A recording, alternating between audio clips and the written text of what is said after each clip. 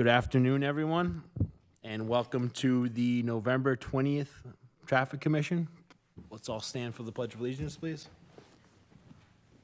Pledge of Allegiance to the flag of the United States of America, to the republic for which it stands, one nation, under God, indivisible, with liberty and justice for all. Thank you. All right, I'd like to just start off with a quick roll call. Chief Levita.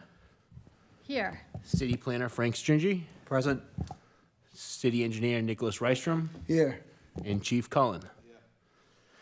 All right, before we get started, I'd just like to give a quick shout out to one of our members, Frank Stringy, who has been serving on the Traffic Commission for 41 years and is going to be leaving us. This is going to be his last and final meeting. So congratulations, that is truly an achievement.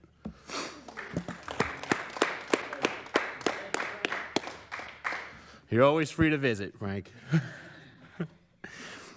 All right, let's get this going with our public hearings. Item 1 on the agenda is amend Schedule 11 of Title 10 Handicap Persons by removing 5 Dedham Street. Now, this was requested by one of the counselors. I believe there was an email sent over to us that the resident had moved from that location that needed the handicap. Okay, so is there anyone to speak on this? Seeing and hearing none. Proponents, opponents? I think it'd be a good idea to entertain a motion to approve. Item number 1. Mr. Chairman, I make a motion to approve. Thank you. Is there a second? Second. All those in favor? Aye. All those opposed? All right, public hearing, item number 1 has been passed. All right, public hearing, item number 2, amend Schedule 11 of Title 10, handicap person parking by adding 37 Tapley Avenue. Everyone should have the packet in front of them. There is no parking there is no off-site parking at that location. There's also no parking on that side of the road. But I do believe this one looks justified. Is there a proponent or opponent here for this one? Seeing and hearing none.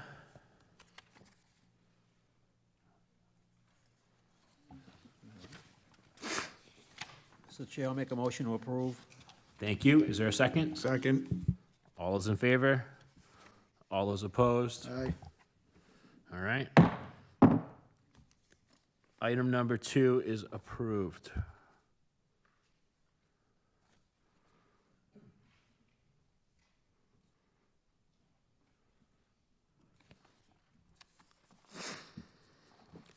All right, moving on. Now we're to that concludes the public hearing for the agenda.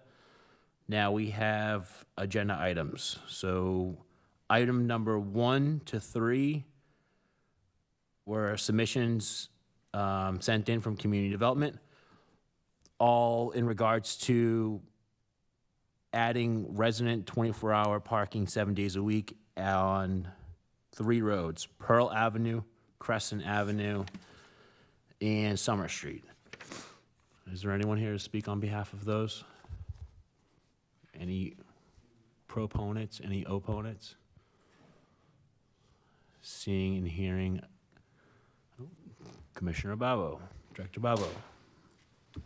Mr. Chairman, members of Yes. the commission, I'm not an opponent or a proponent, but just some perspective from the parking department on this one. I was reached out to probably about 18 months ago from the city's resiliency manager, Kristen Homeyer, who's on board with the signature of this, and Tom Skorowski from DPCD. What they were experiencing was flooding within the lower bottom portion of Beachmont, Pearl Ave, Crystal Ave, Summer Street.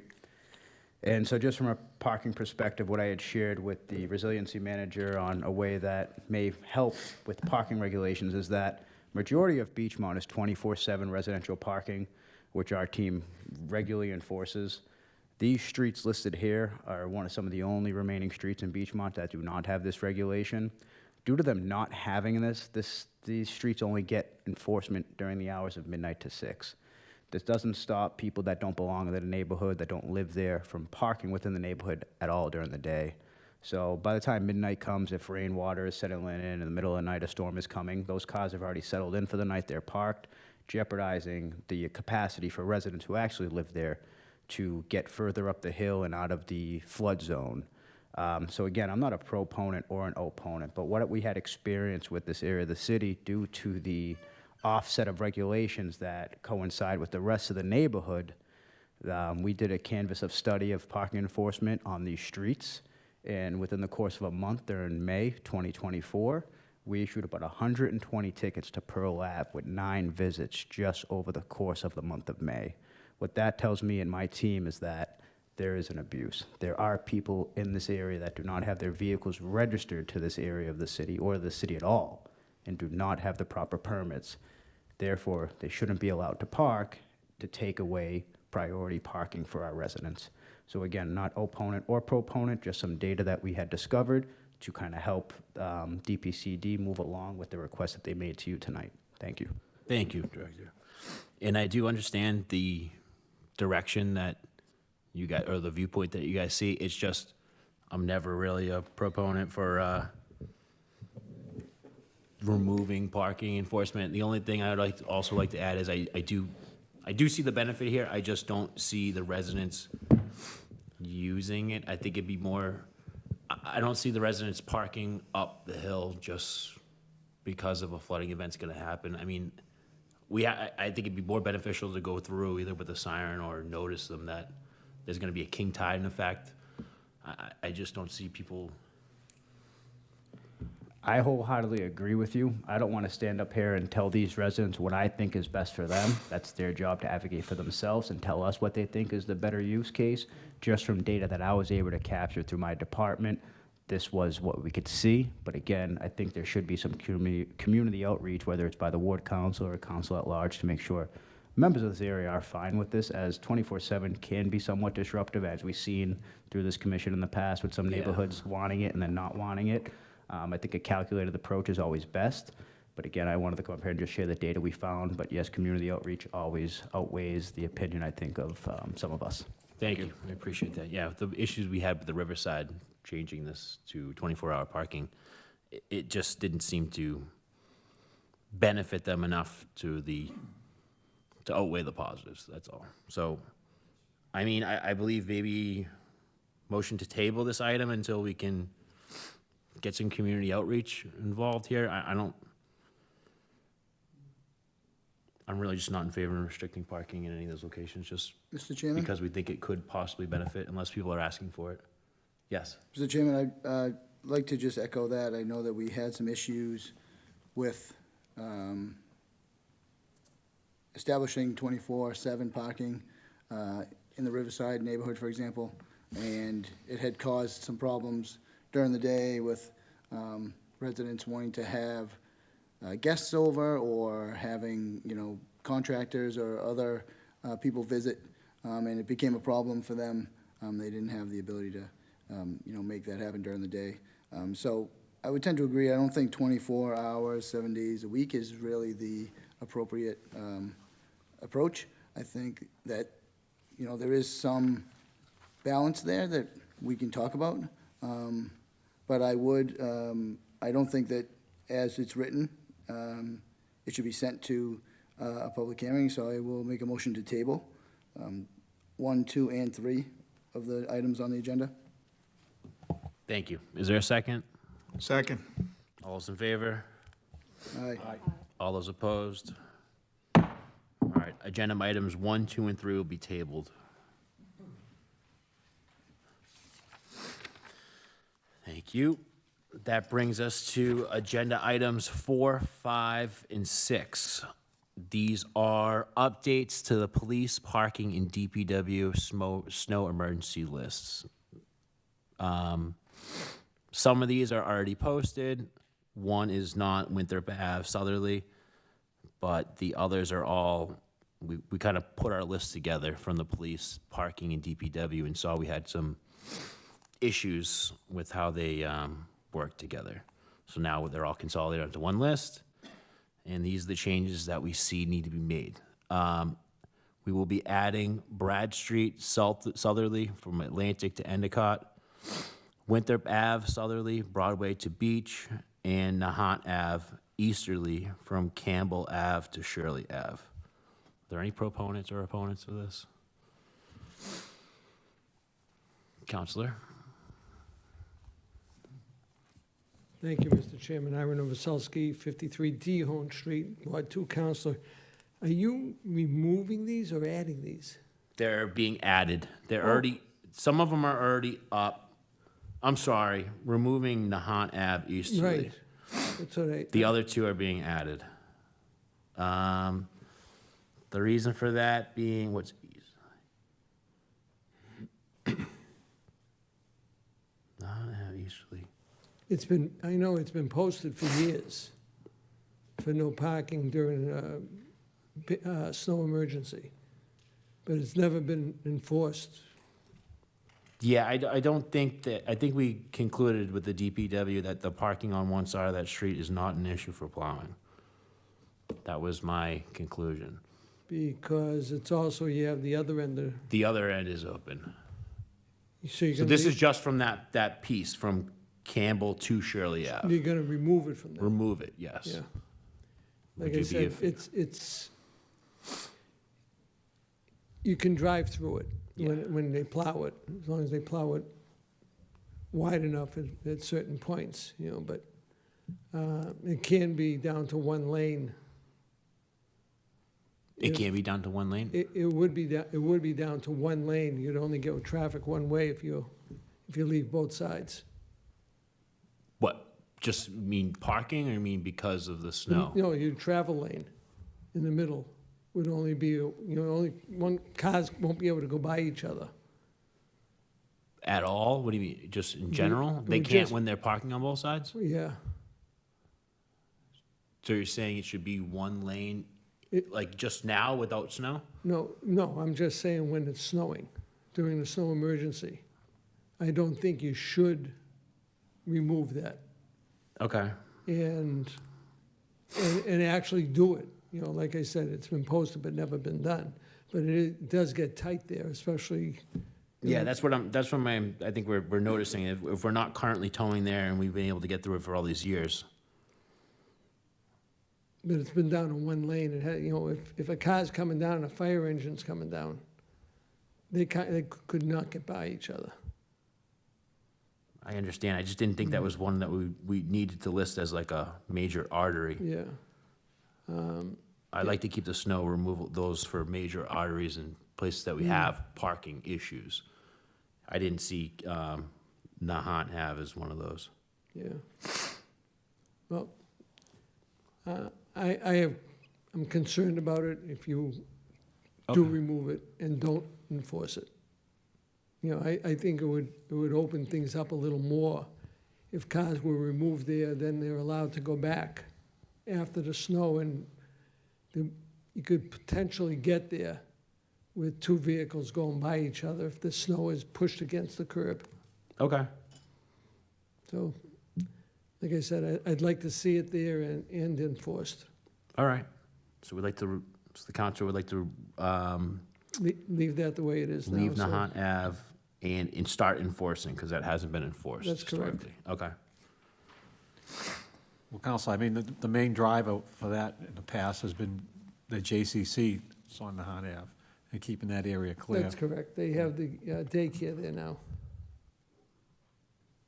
Okay. Thank you. Thank you.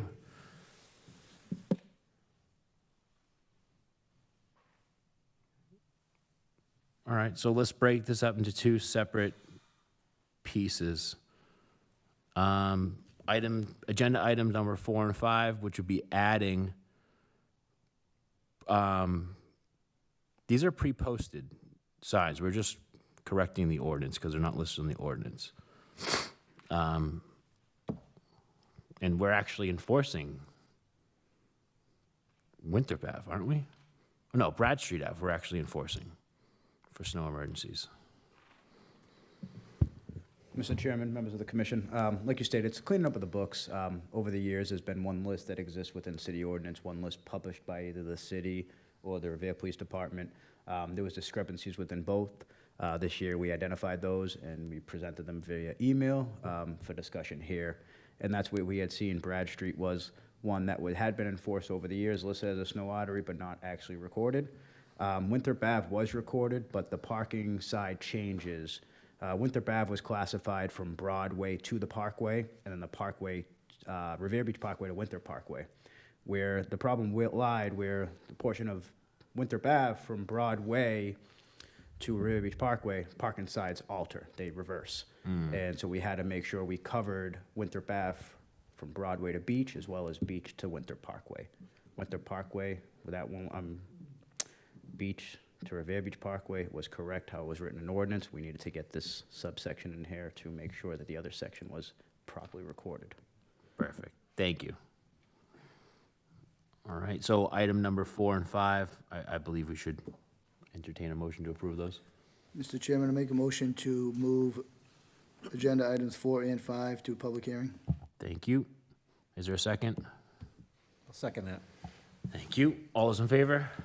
Aye. All those opposed? So item number 4 and 5 will be moved to public hearing.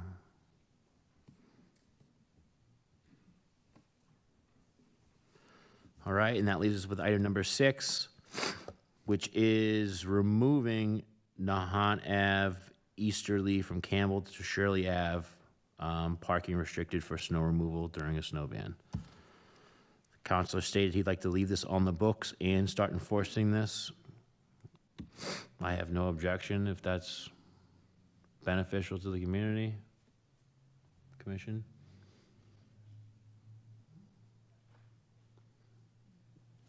I agree that hold it from a public hearing, leave it as it is, make a motion to maintain that status the way it is. So motion to deny? All right, thank you. Is there a second? Second. All's in favor? All is opposed? Item number 6 has been denied. All right. Item number 7, amend Schedule 8 of Section 10, parking restrictions generally by adding Cary Ave, northerly Eastern Mountain Ave, Revere High School parking lot, no parking anytime on easterly side. Oh, yes, that's right. The counselor submitted this saying that one of the residents came to him saying they had issue getting out of their driveway. Although I do not, again, like to take away parking from residents if we can help it. And I don't think this is the smart move here. Are there any proponents, opponents for this one? Just a question, Mr. Chairman. Yes. This roadway did have recent sidewalk redesign on one side of the roadway. Correct. Is that correct? I think that, I'm not sure which side, that sounds like it would be the easterly, which is the side they're asking for the no parking. Again, I don't want to, I'm not an opponent or proponent, but I can actually visualize how this could be difficult. With now the curbing being bumped out further into the street where it used to be transition or non-defined sidewalk. So we only moved the curbing out, I believe, 1.5 feet at most. Okay, yeah. So with that said, it did narrow the road, and if we take away the parking, we're widening the road again, and the issue with this neighborhood is speeding. A wider lane of travel, I believe that people drive faster, creating more of an issue there than a benefit to this neighborhood.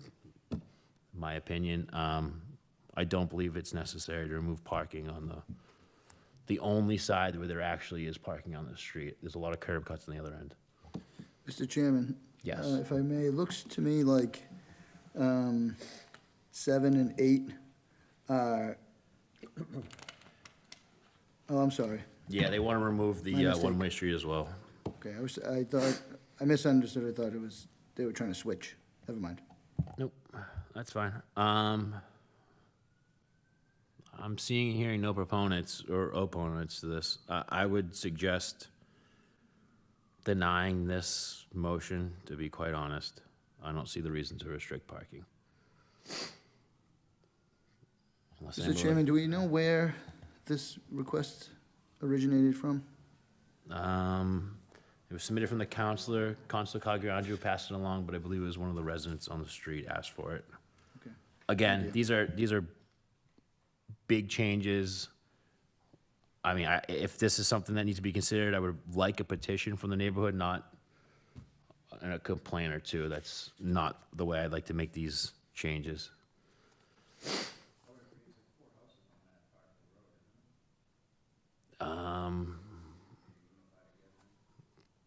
Four on either side, 4 or 5 on either side, yeah.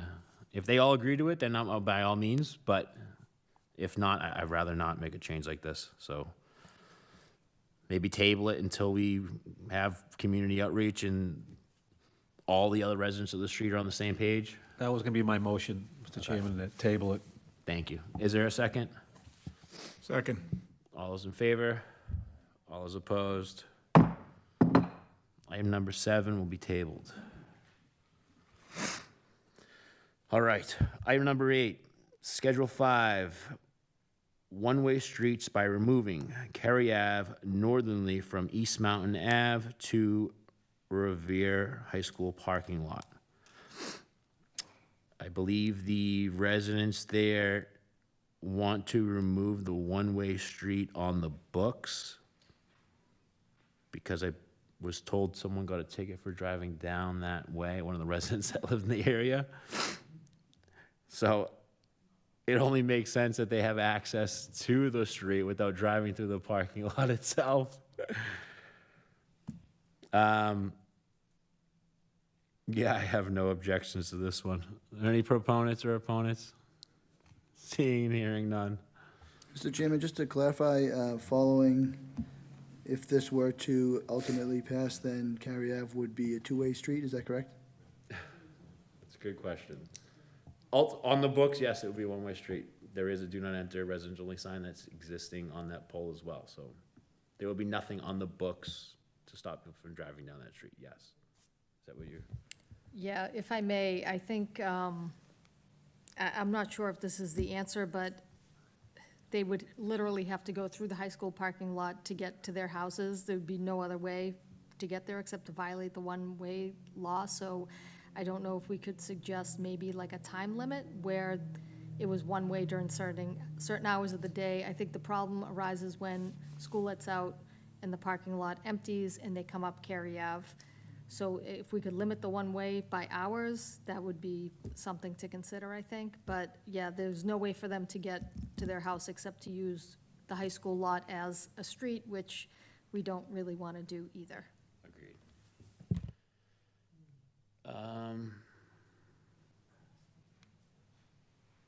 Director Babo? I do the parking side, but I read this chapter 10 all the time. There are a few of our streets that fall into this category, Harris being one of them, the other one being Hitchborn. They have one-way directional during certain times during rush hour traffic for that, just for a template to follow within the current ordinances. Okay. The only thing is so we're saying that the residents have a time frame to get to their homes?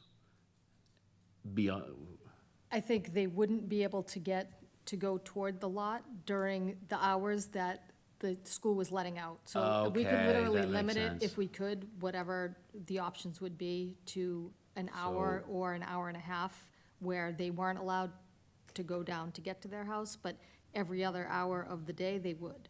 okay, I like that. That makes sense. So between the hours of arrival and dismissal.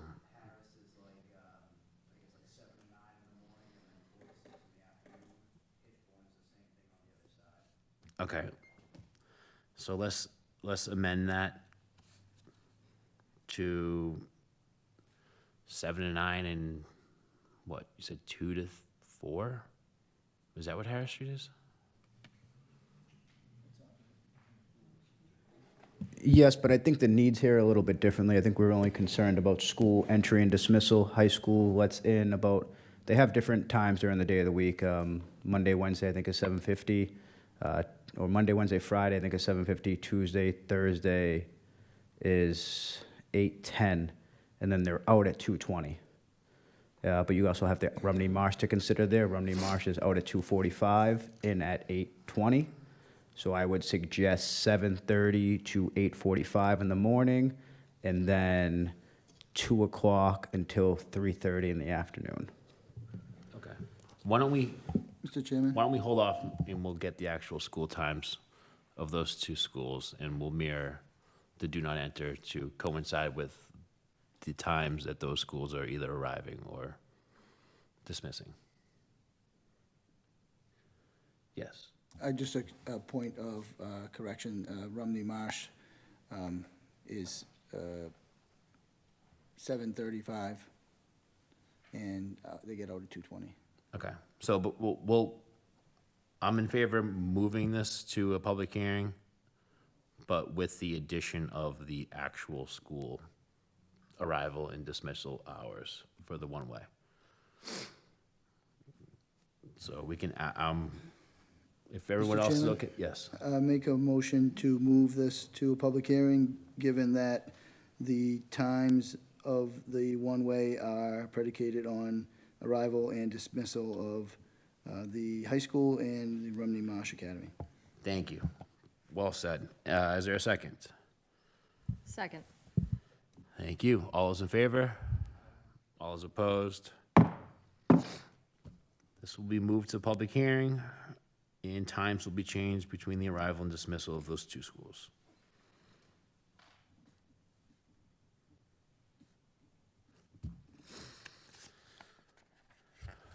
All right. And last but not least, oh, you know what? Isn't there one more? I'm looking at the old agenda. Oh, item number 9.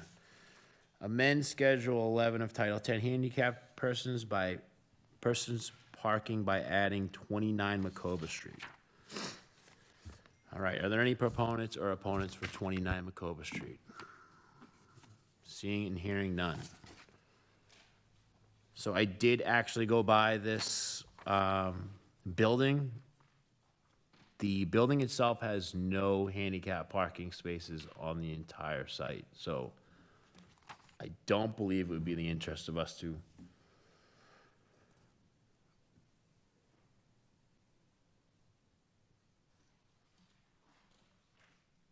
yeah, I don't, there's no,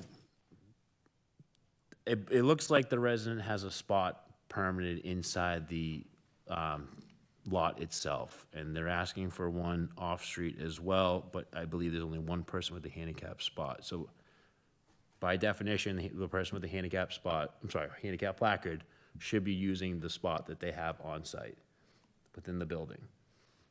I don't know how it'd be beneficial for them to have one on the street unless they have 2 handicap placards. That's the way I see it.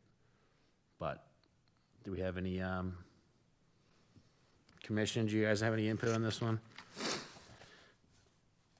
They're allowed one, Director Bob can speak to this, but I believe that each of those condo units is allowed one on-street parking permit per unit, and I believe that's out of the 2 vehicles, that one would have the handicap placard on the road, and then they would have a spot in the lot itself. Yes, so the Revere Parking Department does issue one resident permit, one visitor pass to each unit within this building. Because there are some 2-bedrooms within this complex, but each unit only has one off-street parking space, so we accommodate the additional.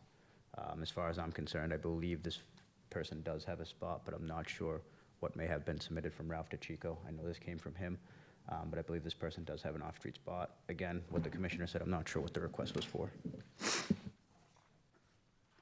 Mr. Chairman, I'm going to make a motion to table this until we get a final on the parking situation down there, and if there's any handicap parking spaces within the parking lot designated. Well, there are no handicap spots in that building's parking There lot. aren't, okay. And I believe that would be the closest point for them to have a parking spot on site rather off the street.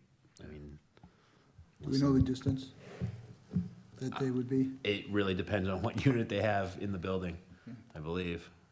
Just a suggestion, maybe reach out to ADA Chairman DeChico to make sure that the building is following the legal standards of how many HP spots they have to provide due to how many spaces they have. Maybe have him check on that, make sure they're following that. And if they're not, address that with the apartment complex. If not, maybe the building management can better accommodate this resident with a closer spot to his closest door by maybe designating an HP spot in a different location. But yeah, maybe the building can handle it internally is my suggestion.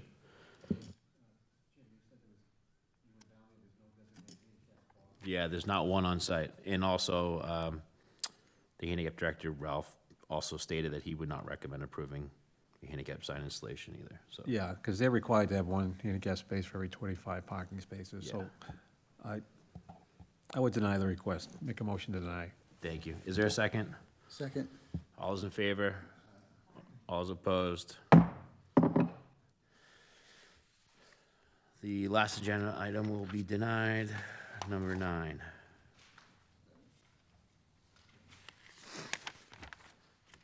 Next, we have some notes from the traffic working group. We'd like to present some findings on speed data and traffic calming measures for the following areas: Rice Ave, Mills Ave, East Mountain Ave, Lantern Road, and Atwood Street. Julie, thank you. Good evening, everybody. Julie DeMauro, Department of Planning and Community Development. Before I deliver the data report for the streets that the chair just mentioned, I just want to acknowledge that tonight will be Frank Stringy's last Traffic Commission meeting, and I just want to thank you very much for all of your guidance for the past 10 years. So I know you've been on the commission for a lot longer than I've been here, but I just want to say 41 thank you. years. 41 years. Imagine that. 41 years, so congrats. Well-deserved break for you. But I just want everybody to know Frank is not going anywhere. He's just not going to be here on the Traffic Commission, so everybody stop panicking. I just want to bring our updates to the Traffic Commission. Over the last couple of months, we looked at Rice Avenue. We also looked at Mills Avenue, Lantern Road, and East Mountain Avenue. Out of the 4 streets that we collected traffic data for, only 2 of them qualify. Rice Avenue, we surveyed the street back in September, and then we went back out there in October. We had a more definitive address of 265 Rice Avenue. And what we saw that the total car volume was about 9,200 cars for the 13-day study period. And average daily car volume is anywhere from like 900 to 950 cars per day. And that's really all local traffic going in and out of the Pines.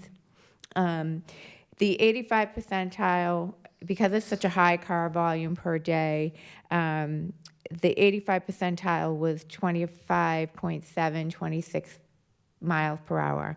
So we are recommending that this street be proposed for a temporary traffic calming measure, maybe putting 1 or 2 removable speed humps in between Lancaster and Rice Ave, just to see how this all plays out.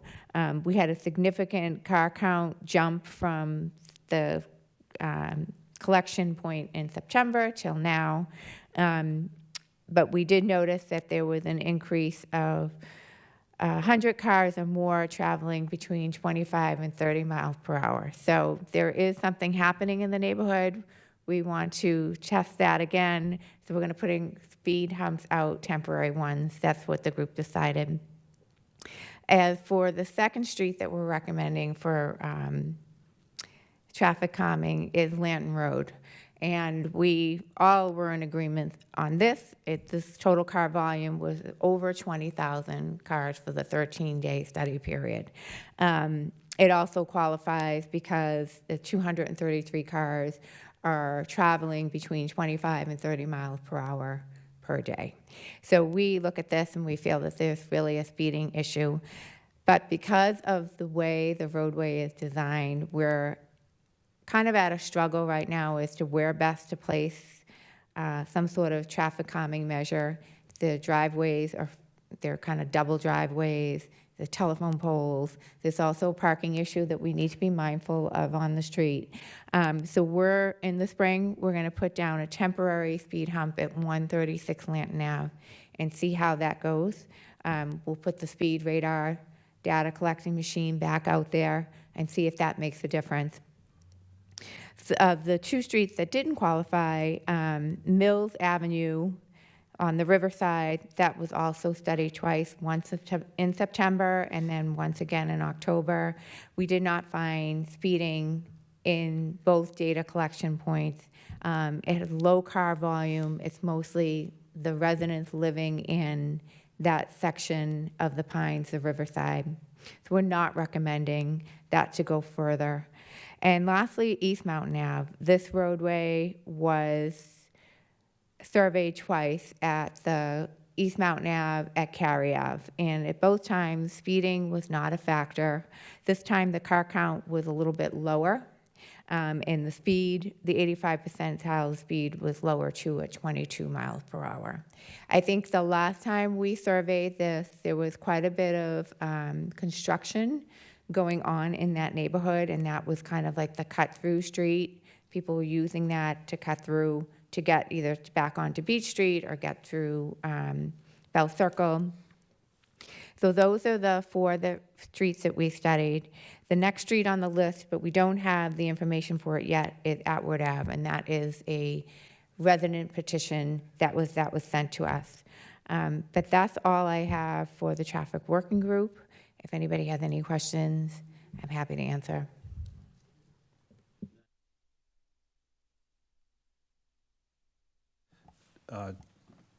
We as a commission now have to endorse this and make a motion to approve the location of these traffic calming measures. Has to go to a special public hearing.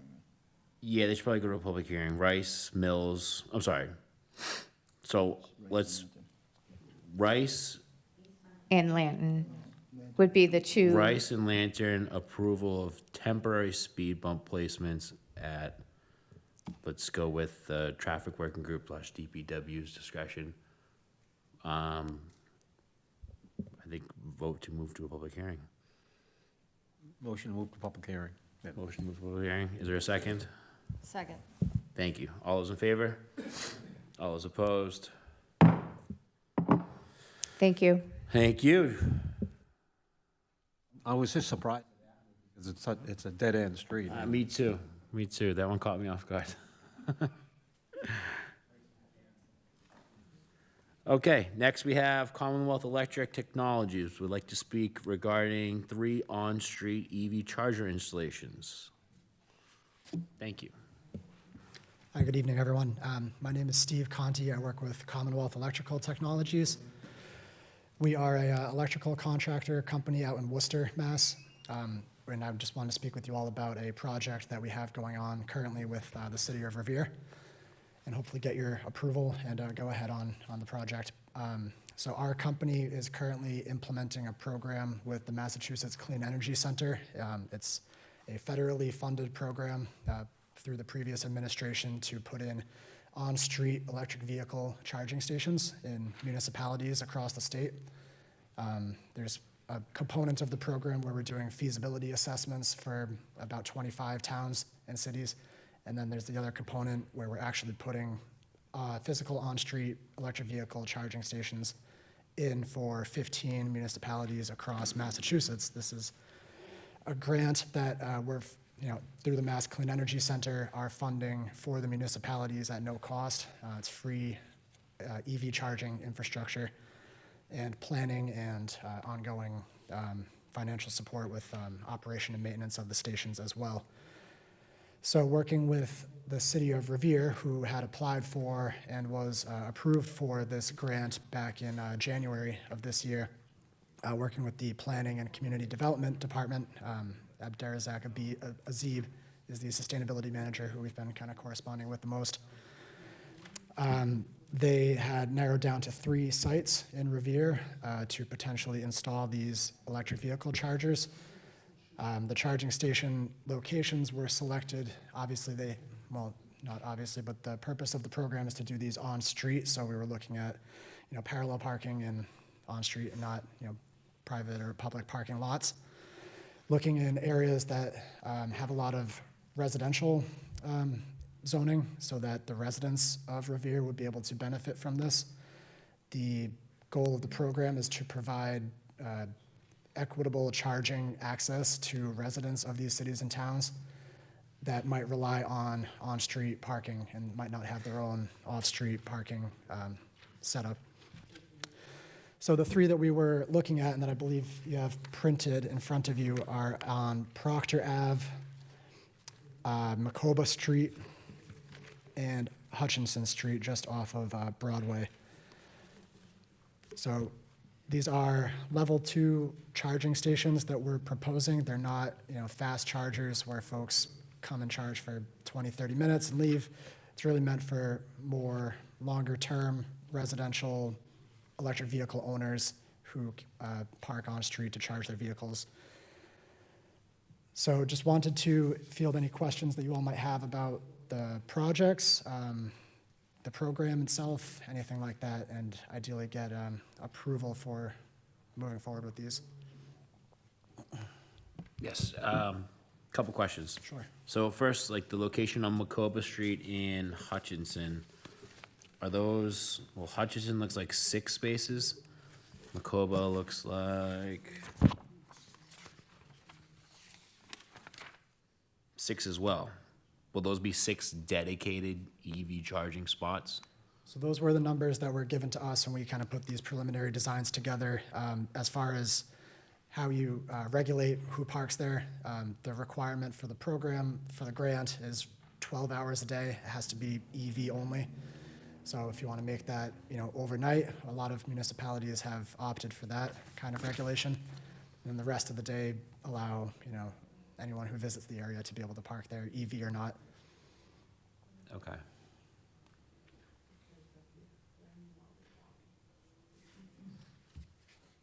And are these underground, or how exactly do these work?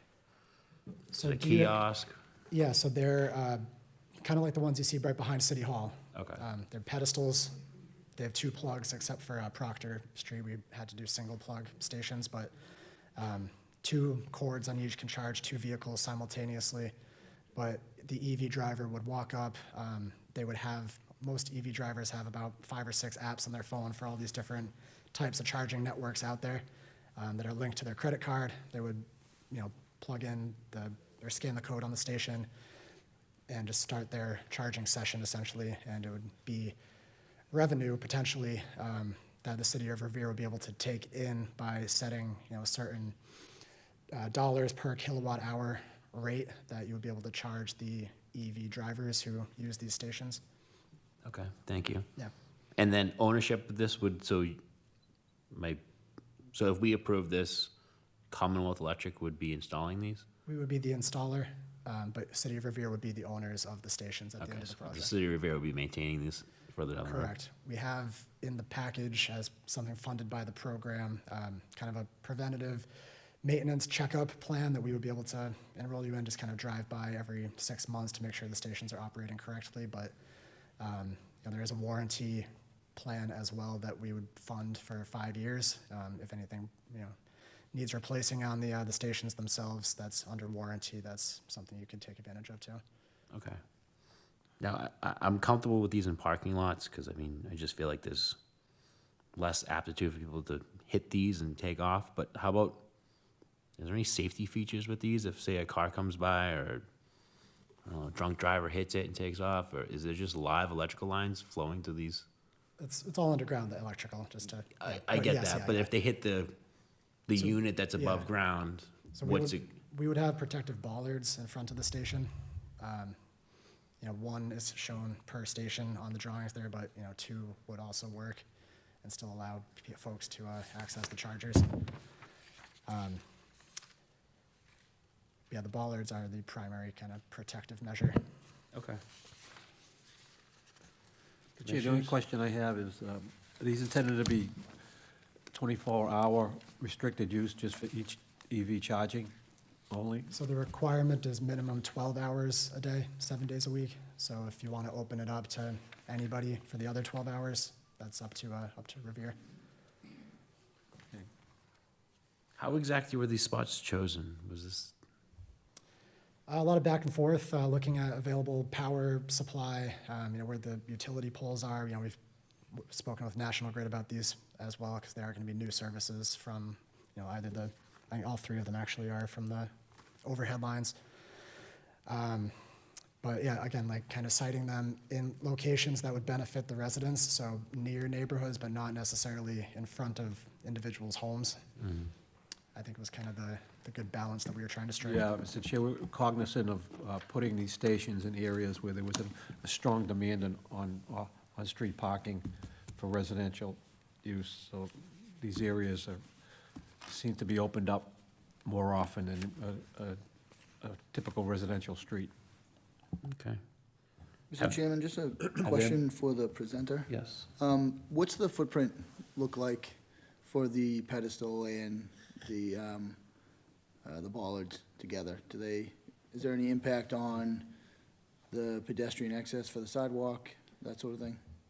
It's about 2 feet by 2 feet footprint. So we tried to site these on sidewalks that were wide enough to maintain kind of that minimum ADA compliance for sidewalk width. So 2 feet plus the bollards? Yeah, the bollards can kind of be off to the side a little bit, as long as they're in front of the station itself. The base is a little bit wider than the station itself. Okay. But yeah, roughly 2 feet. Thank you.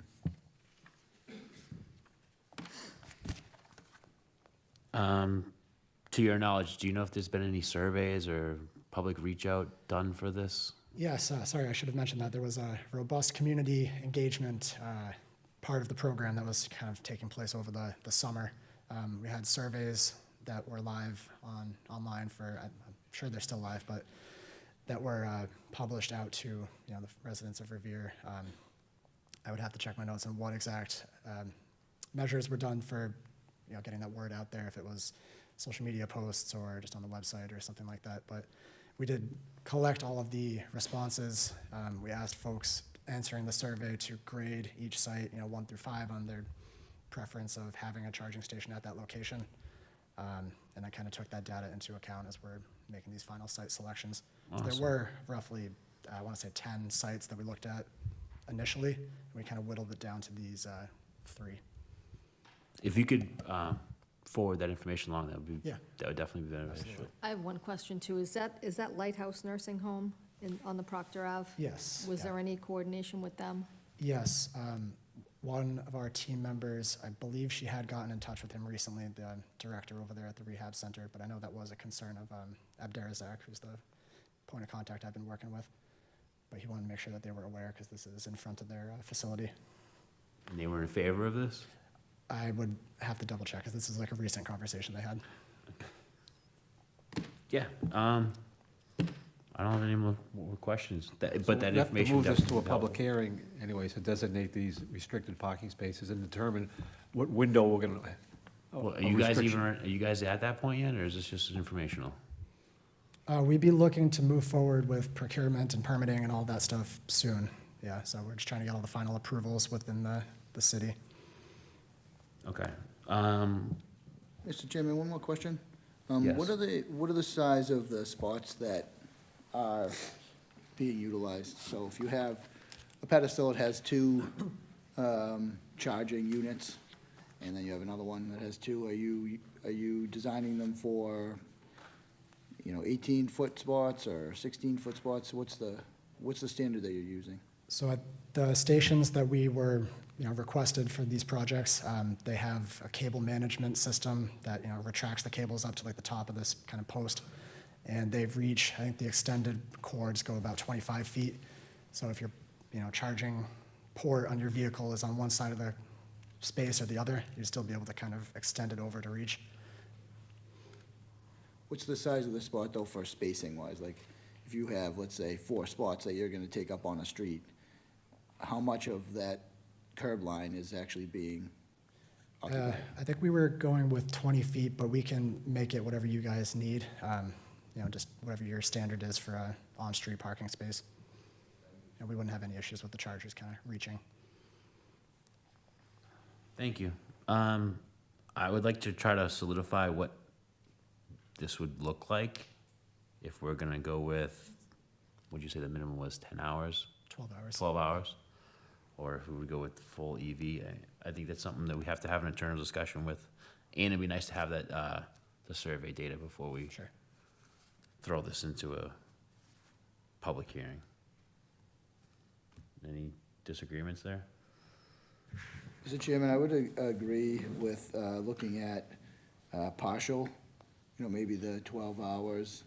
I know it's a minimum, but maybe that's also a maximum, and then that's only concerned for overnight, parking other vehicles, residents and things like that. I just want to see these surveys and make sure everyone's on board with these before we go and install something that's, I'm not saying it would be underutilized, but could potentially be underutilized and would have to have a lot of, we'd be maintaining these from here on out, so I just want to make sure these are appropriate and these are going to be used well.